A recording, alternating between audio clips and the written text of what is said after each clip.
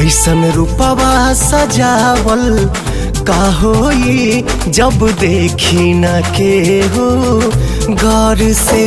ऐसन रूपवा सजावल का होई जब देखी न के हो गौर से।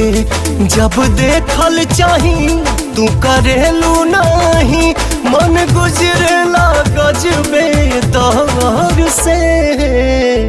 तुहर कजरा लगावल का होई जब देखी न के हो गौर से।